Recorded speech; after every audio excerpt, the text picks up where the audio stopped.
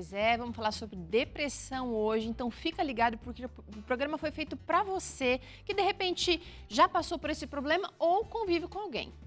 Segundo um relatório recente da Organização Mundial de Saúde, a OMS, o número de pessoas com depressão aumentou muito na última década. Atualmente, quase 5% da população mundial convive com a doença e as suas repercussões no cotidiano. Mas, infelizmente, o Brasil ocupa uma posição de destaque nesse contexto. Estima-se que a maior taxa de depressão do continente latino-americano está aqui, olha, entre os brasileiros, impactando cerca de 12 milhões de pessoas. E durante esse ano de 2020, marcado pela pandemia do coronavírus, os números de pacientes com essa doença podem aumentar. Afinal, o isolamento social, o medo, a incerteza são catalisadores para os sintomas ansiosos e depressivos. E é justamente por isso que nós hoje vamos conversar com a psicóloga Marli Portugal para entender como podemos cuidar melhor da nossa saúde mental. O que é que também pode levar à depressão?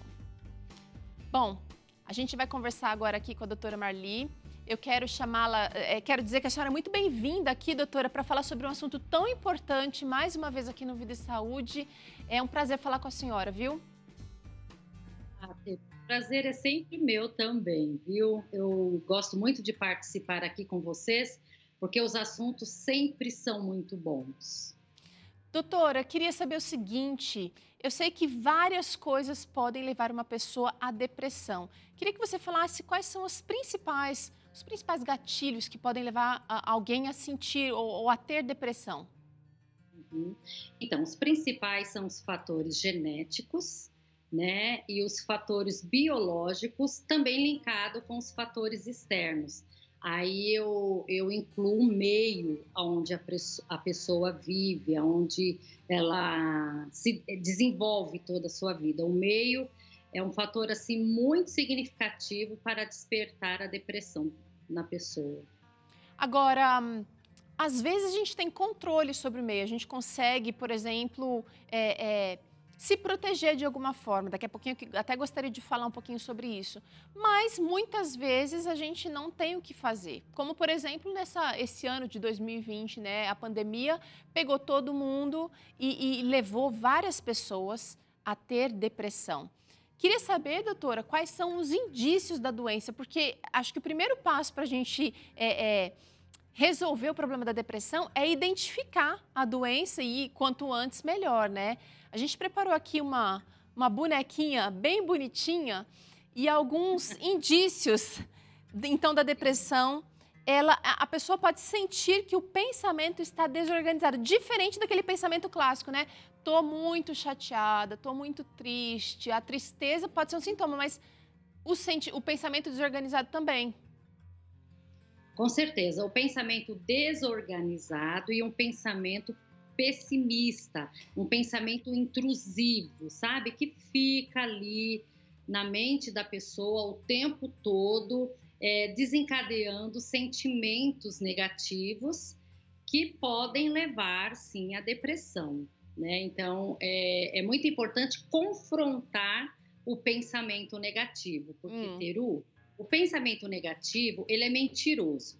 Porque geralmente o pensamento negativo, ele é tudo ou nada, né? Por exemplo, na pandemia, né? Ninguém me ama, então me abandonaram. Bom, quando a gente confronta, faz uma perguntinha para a gente mesmo, né? Do tipo, faz sentido ninguém me amar? A gente já bloqueia esse pensamento intrusivo e negativo. E aí, quando a gente bloqueia essa linha de raciocínio, aí a nossa mente clareia. Ó, tô lembrando do doutor. legal. Que a nossa mente clareia, então a gente pode enxergar, por exemplo, eu tenho meu cônjuge, ou meu marido, ou minha esposa, ou meu pai, ou meu filho, então já não é ninguém, então é Uhum. mentira. E aí a gente constrói um pensamento positivo e daí vem os sentimentos bons, positivos, como confiança, alegria. Então, tudo vem do pensamento. Eu gosto muito, Teru, de trabalhar com os meus pacientes e vou aqui falar um pouquinho sobre isso com vocês, que é a tríade do equilíbrio. Hum, Pensar, sentir e agir. hum. Tudo vem do nosso pensamento. Tem uma escritora norte-americana que se chama Ellen Gold White. Ela escreveu num livro que é intitulado Mente, Caráter e Personalidade.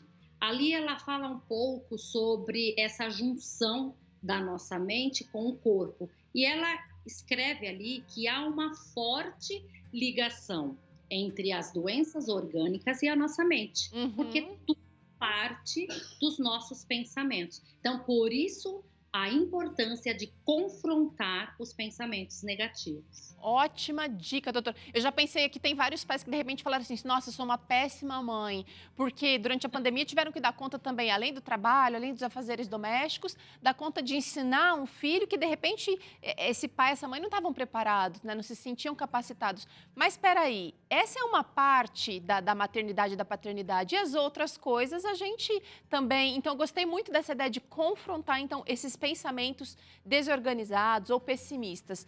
Olha, doutora, os movimentos físicos ficam mais lentos também quando a pessoa está com depressão? Com certeza, porque quando os pensamentos estão extremamente negativos, esses que nós comentamos há pouco, é o pensamento, Teru, que faz esse movimento de um neurônio se conectar com o outro.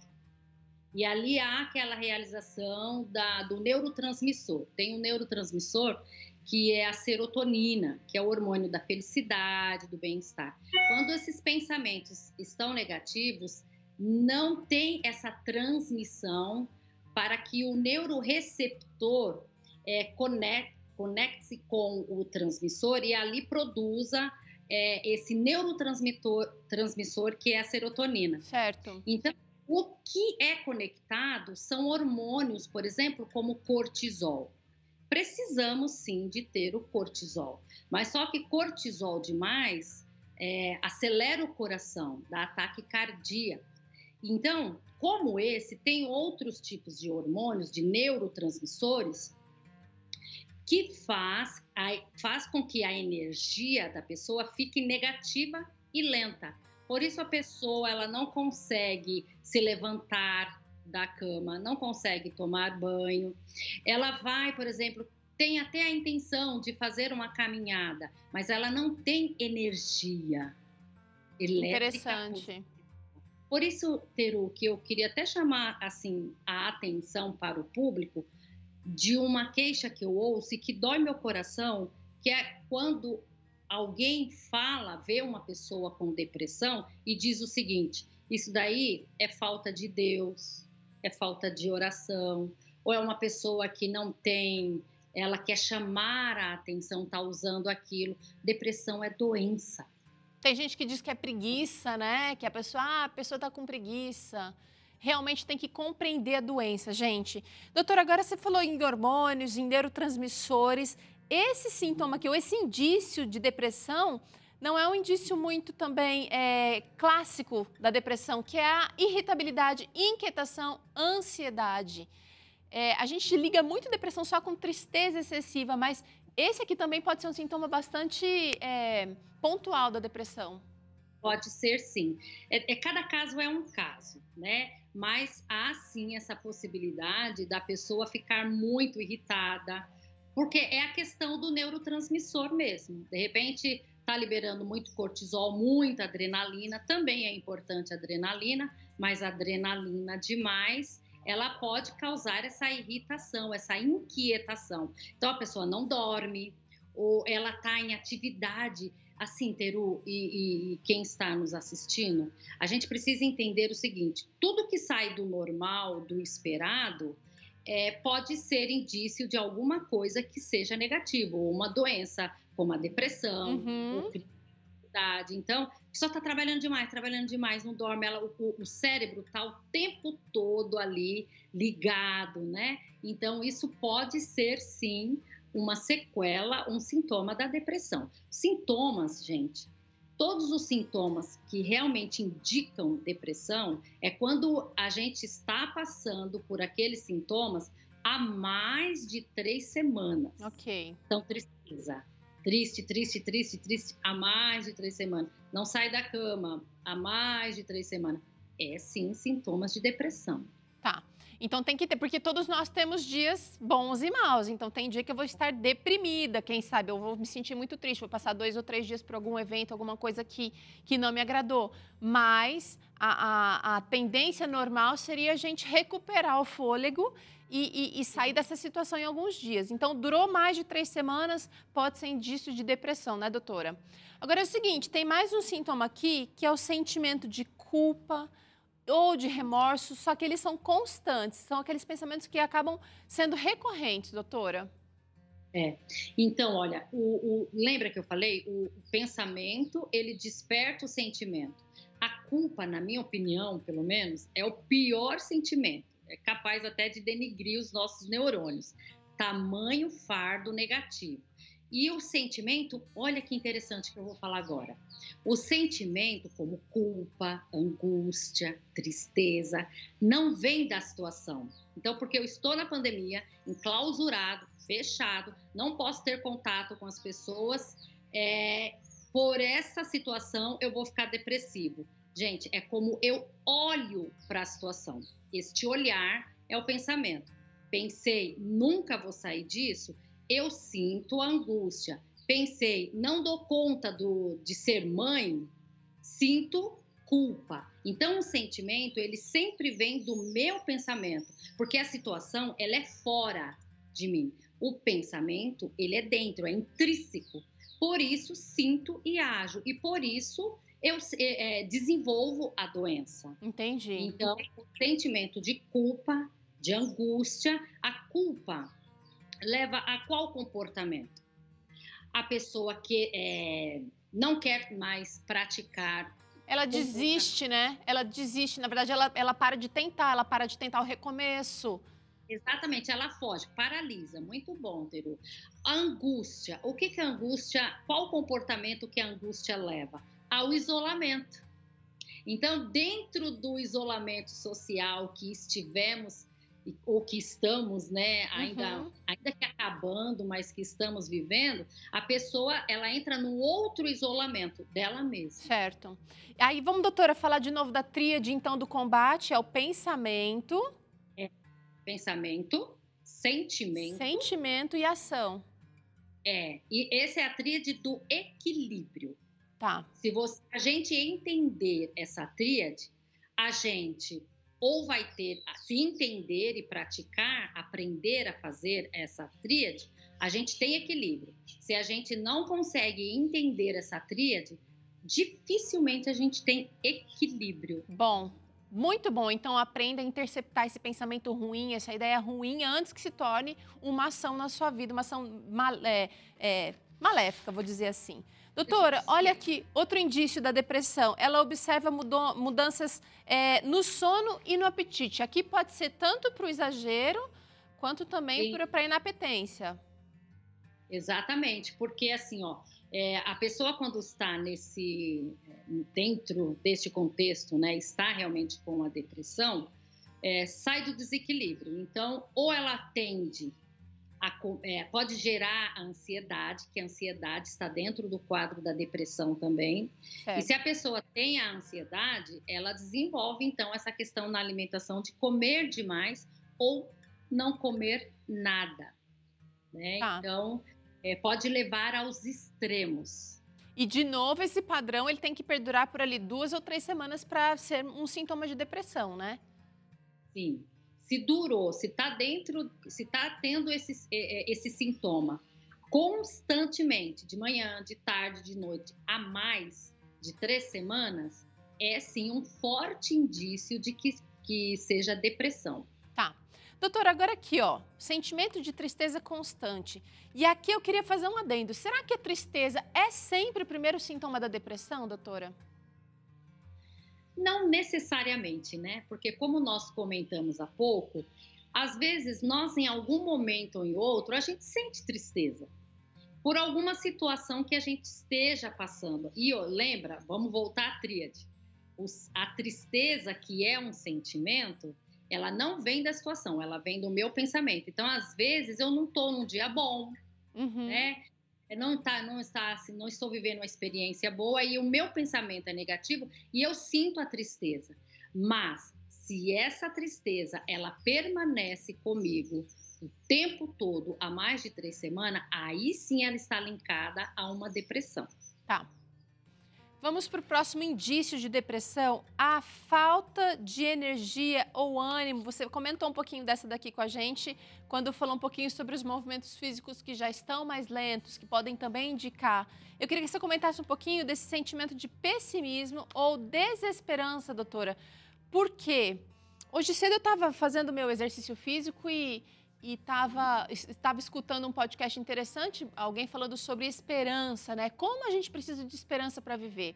E a pessoa com depressão, ela é incapaz de ver luz no fim do túnel. Esperança é isso, na verdade. E aí a pessoa que estava falando sobre o podcast, ela disse o seguinte, que esperança não é uma ação inativa.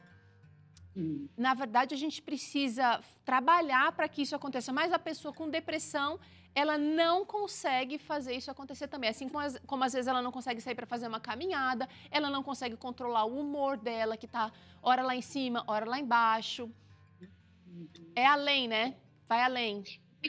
Vai além, porque assim, gente, quando a mente tem pessoas, porque assim, a depressão ela tem alguns estágios. Tem um estágio que ele é o início, talvez, ali da depressão. Ele causa um impacto na vida da pessoa? Causa, mas não é tanto. Não necessita, talvez, nem de uma medicação. Tá. Mas se a pessoa não cuida, se a pessoa não se trata, aí vai para um estágio mais avançado. Aí pode atingir a parte química do cérebro.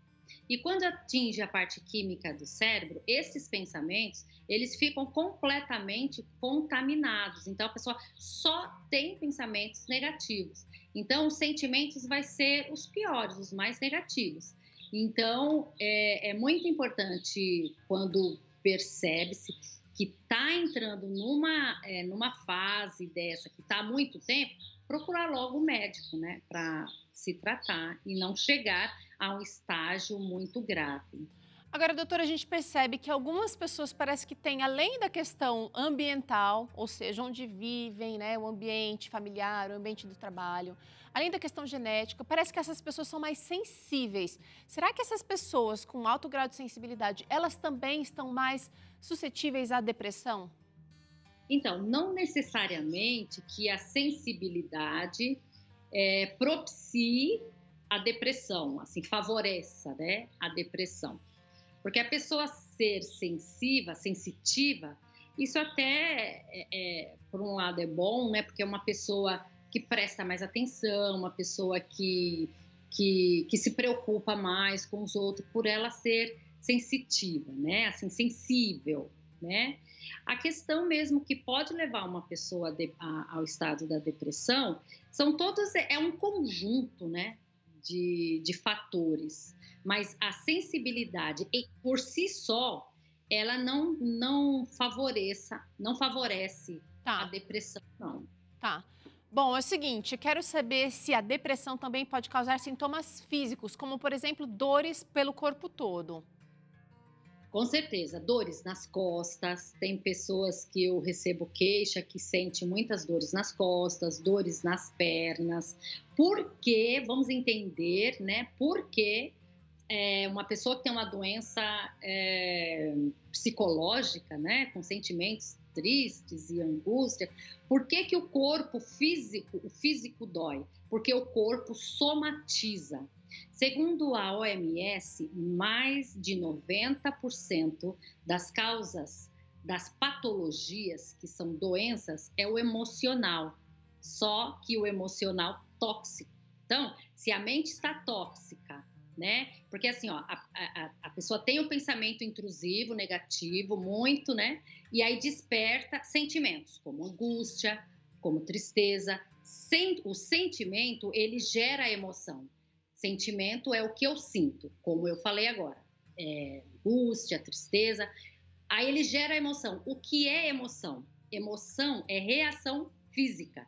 Então, eu sinto angústia, angústia, angústia, angústia. O meu corpo somatiza. eu posso começar a desenvolver gastrite, eu posso começar a desenvolver uma úlcera nervosa, eu posso começar a desenvolver problemas na pele, alergia, eu posso começar a desenvolver dores na coluna. Por quê? Problemas intestinais, a lista é longa, doutora. É longa. Por quê? Porque o emocional está tóxico. Entendi. Tudo é uma pecinha que vai se encaixando, sabe, Peru? Por isso a tríade, penso, sinto, ajo. Bora trabalhar essa tríade aqui, minha gente. Chegou a interação, doutora, enquanto a gente conversava, eu quero trazer aqui para a senhora nos ajudar nesses casos. Olha, a Célia Dias disse que tem se sentido muito sem motivação, minha vontade é só de ficar embaixo de um edredom, como um refúgio. E isso começou alguns meses depois de um choque muito grande com problemas de saúde de um familiar. Ela quer saber se está com depressão, doutora. Então, é muito assim, muito importante a fala dela quando diz que ela não sai da cama, né? Ela já está há algum tempo, teve aí algo que desencadeou o problema lá na família. Então, o que eu aconselho a essa pessoa, né? Célia. Como é o nome? Célia. Então, Célia, primeira coisa, procure um clínico, tá? O clínico vai avaliar. Talvez, se precisar de medicação, ele já vai medicar. E aí, ele vai encaminhar ou para um psiquiatra ou para o psicólogo. Tá. Mas você já ter tido essa percepção foi muito importante. Então, a minha indicação é procure um clínico, porque pode ser depressão ou pode ser indício de que esteja entrando na depressão. Tá? É isso aí. Célia, grande beijo para você, querida. E olha, não deixa o problema ficar maior. Vá atrás agora. Temos mais uma interação, doutora. Vamos trazer aqui agora. É anônima essa interação. Olha, eu acho que estou com depressão, essa pessoa diz, pois ando tendo crises de choro e uma vontade imensa de sumir. Não sei o que fazer. Olha aí um pedido de socorro, doutora. Pois é, então, isso pode também, igual como falamos para a Célia, isso pode ser indício de depressão, talvez você esteja vivendo aí, né, num ambiente tóxico, não sei como está sendo aí seu ambiente, talvez nesse momento de pandemia, você esteja muito mal mesmo, então, que bom que você está identificando que tem alguma coisa errada, porque o primeiro passo é esse, é eu identificar que eu preciso de ajuda. Certo. Então, a mesma coisa, procure um médico, vá a um clínico. Tá. Não precisa ir a um especialista, vá a um clínico, ele vai te examinar e ele, se preciso for, vai medicar e ele vai falar, olha, precisa do psiquiatra, precisa do psicólogo, mas olha, gente, tem tratamento. Isso que eu queria falar. Na verdade, eu quero perguntar. O tratamento para depressão sempre vai passar por medicamento ou a senhora tem casos de pessoas que fizeram a psicoterapia e conseguiram vencer, doutora? Então, depende do estágio da depressão. A depressão, quando ela está no início, é um estágio assim, que está começando, com sintomas ali de leve, não necessariamente precisa da medicação. Certo. O estágio que está no meio ali causa um impacto, e ali, dependendo dos sintomas, de como está a pessoa, eu encaminho para o psiquiatra para a gente trabalhar juntos. Legal. No estado muito avançado, é muito confundido com esquizofrenia. A pessoa começa a ter alucinações, delírio, precisa da medicação. Então, Teru, o tratamento são 2, medicamentoso e psicoterápico. Não necessariamente todos os casos necessite de medicação. Tá. Isso que precisa procurar ajuda assim que identifica. Fora atenção em todo o estilo de vida, né, doutora? Parece que a gente chegou a mais uma interação aqui que eu queria trazer. Olha, a Vera de Votorantim disse o seguinte: tive minha vida transformada pela alimentação saudável, aprendi a respirar melhor e os exercícios físicos que aprendi com o programa me ajudaram muito a lidar com a depressão. Enfim, Foi na pandemia que encontrei uma ajuda em todos os sentidos. Olha aí, o testemunho da Vera veio a calhar aqui com a nossa conversa. Realmente, precisa ser analisado e, na verdade, feito um esforço conjunto. Às vezes, quem está sofrendo da depressão não vai conseguir sozinho, mas conta com a ajuda do seu amigo, do seu pai, da sua mãe, do seu filho. Aceite ajuda, busque ajuda profissional para que você vença, então, essa doença terrível. Doutora, para finalizar, em quanto tempo uma pessoa conseguiria sair da depressão? Então, depende do caso. Se é uma depressão no início, ela pode levar meses, né? Pode levar até semanas, né? Porque é preciso identificar o que causou e ir na causa, né? A psicoterapia, principalmente o profissional que trabalha com a TCC, que é Teoria Cognitivo-Comportamental, tem estratégias para ajudar essa pessoa a confrontar esses pensamentos. Né? Agora, se está muito avançado, precisa da medicação e aí cada caso é um caso. É difícil para eu falar que uma semana ou que um mês. Leva um tempo, né, doutora? Cada cérebro trabalha de uma maneira. Mas o importante, Teru, é saber que esta doença tem tratamento. Tá certo. Então, não se entregue a ela e procure ajuda. Tá certo. Falou tudo aqui, doutora Marli Portugal, psicóloga, e participou do Vida e Saúde mais uma vez hoje. Muito obrigada, viu, doutora? Que Deus te abençoe. Amém, querida. Que Deus possa abençoar a todos nós e é sempre uma alegria estar aqui com vocês. Obrigada. Bom, a gente vai agora acompanhar, a gente vai, na verdade, fazer uma rápida pausa. Na volta, a gente vai acompanhar, então, mais um episódio dos 8 hábitos para uma vida melhor. E ainda hoje tem receitinha gostosa por aqui, que é a salada de verão. Olha aí, Vida e Saúde volta daqui a pouquinho, não sai daí não.